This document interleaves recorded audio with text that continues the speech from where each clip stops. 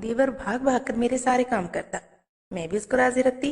एक रोज कपड़े इस्त्री करने का बोला तो कहने लगा भाभी टैक्स लगेगा और फाइल भी जमा करवाना पड़ेगी। मैंने सोचा रात हो गई देख लूंगी।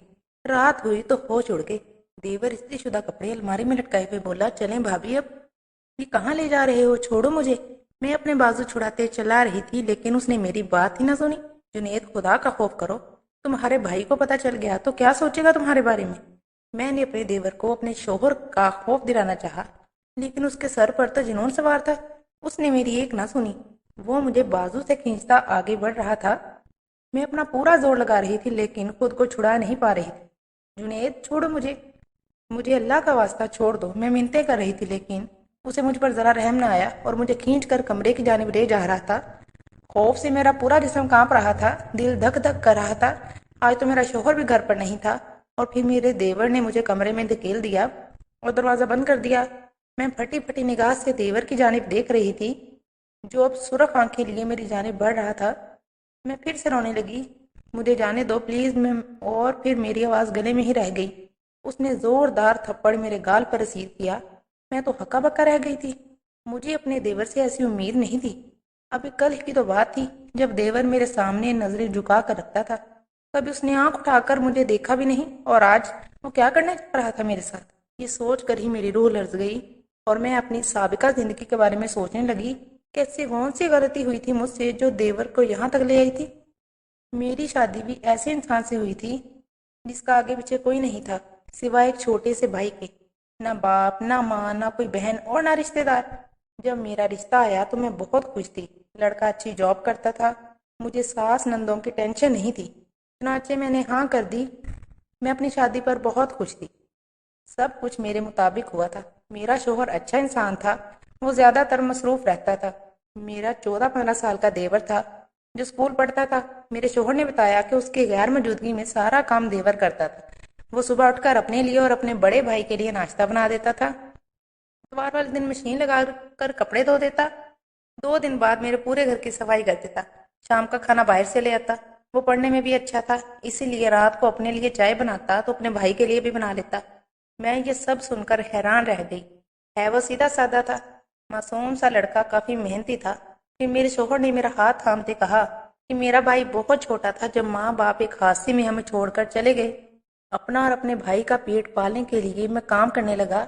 मेरे भाई को कभी माँ बाप का प्यार नहीं मिला। वो अल्लाह के करम से पल गया और अब मुझे संभाल रहा है। मैं बस पैसे कमाता हूँ, लेकिन घर कैसे बनाते हैं ये मेरे 14-15 साल भाई को अच्छे से पता है।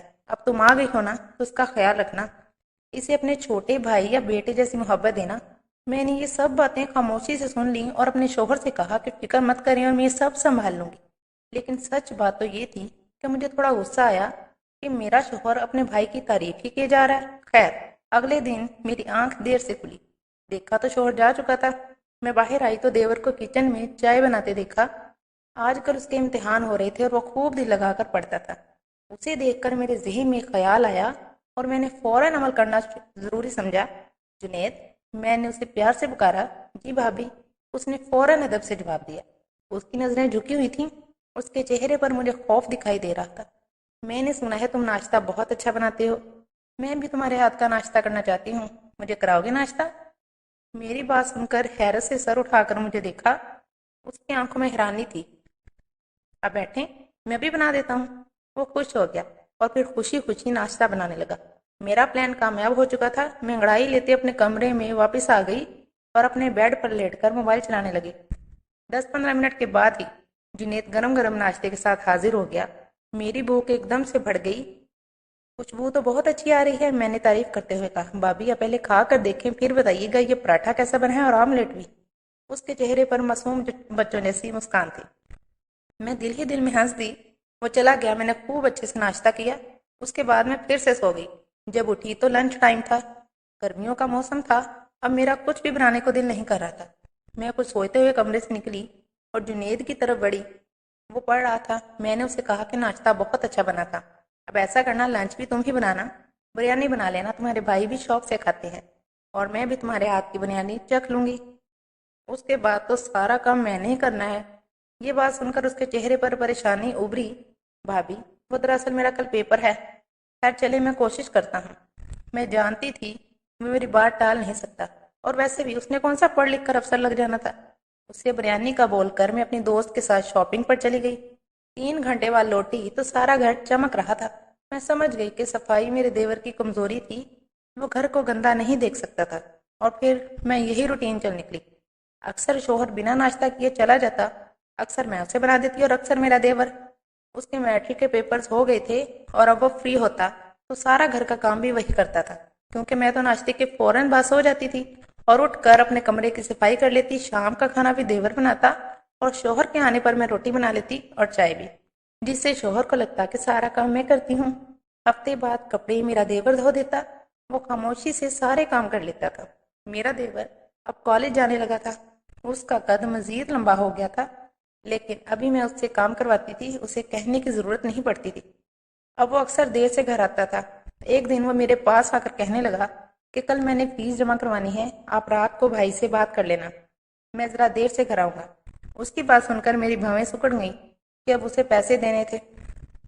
کالج کی فیس کم از کم 1 لاکھ تو ہوگی نا، اور میں ایسا بالکل بھی نہیں چاہتی تھی کہ میرا شوہر فضول میں اتنے پیسے اپنے بھائی کو دے۔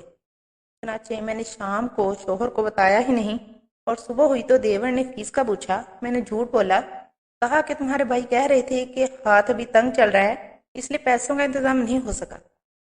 یہ سن کر دیور پریشان ہو گیا، اس کا منہ لٹک گیا اور وہ خاموشی سے چلا گیا۔ میں نے سکون کا سانس لیا، اور اس کے بعد دیور نے دوبارہ شوہر سے کوئی بات نہ کی۔ وقت گزرتا گیا، میں بھی اپنی زندگی میں مصروف ہو گئی اور دیور بھی۔ البتہ ابھی بھی جس وقت مجھے دیور فارغ ملتا ہے میں اسے کام پر لگا دیتی۔ مجھے شروع سے کام کرنے کی عادت نہیں تھی، بلکہ یوں کہہ لیں کہ میں کام چور تھی۔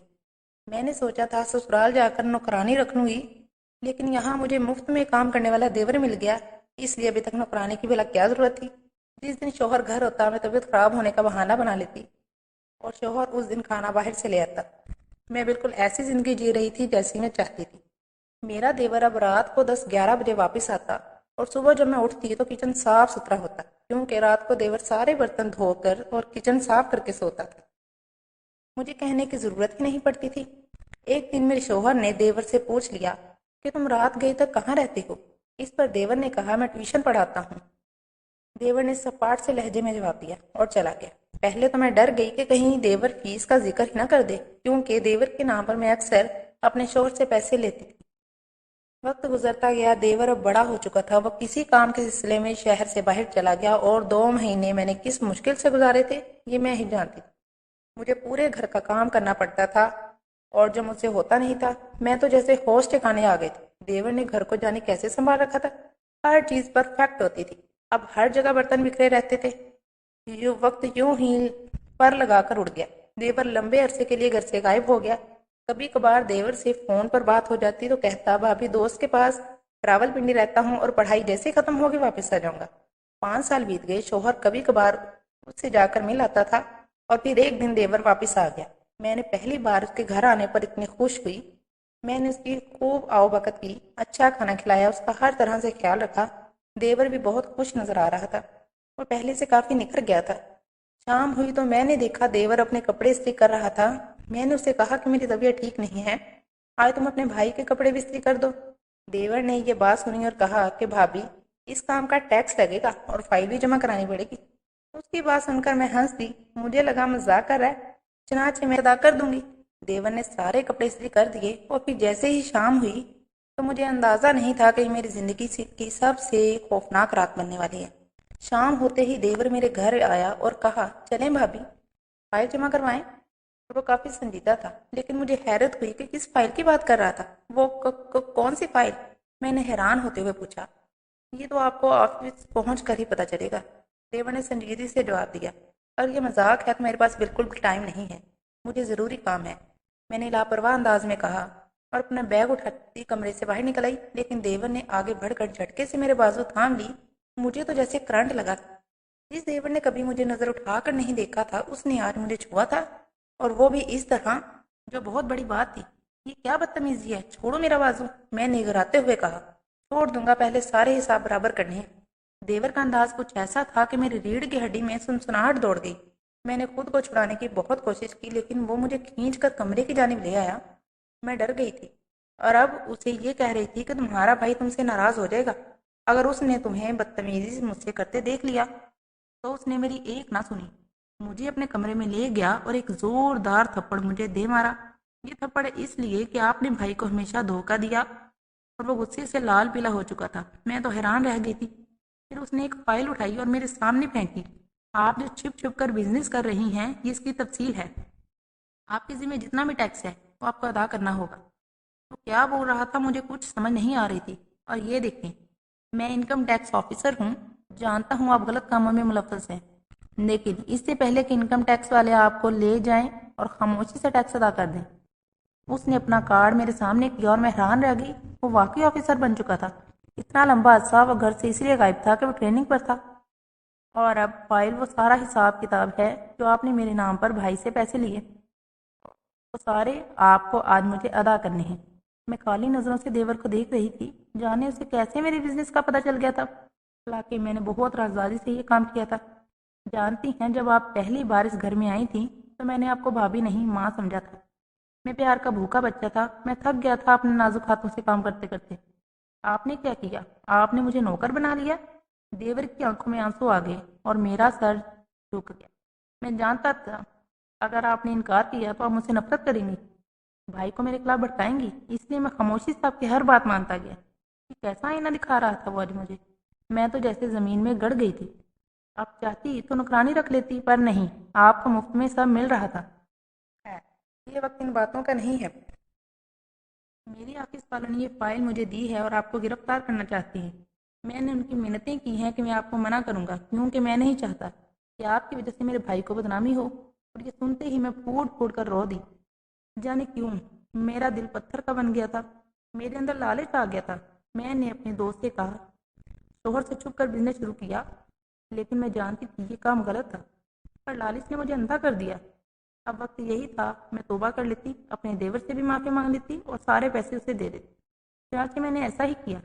सारा हराम का पैसा इनकम टैक्स वालों को दे दिया, देवर से माफ़ी मांगी। देवर का यह एहसान काफ़ी था कि उसने शोहर के सामने मेरी इज्जत रखी। और फिर उस दिन से मैं सुधर गई। ऐसा तो आनी जानी चीज़ थी। असल चीज़ तो रिश्ते थे जो मैं खोना नहीं चाहती थी, ना शोहर को, ना अपने भाई जैसे। वीडियो अच्छी लगे तो लाइक और सब्सक्राइब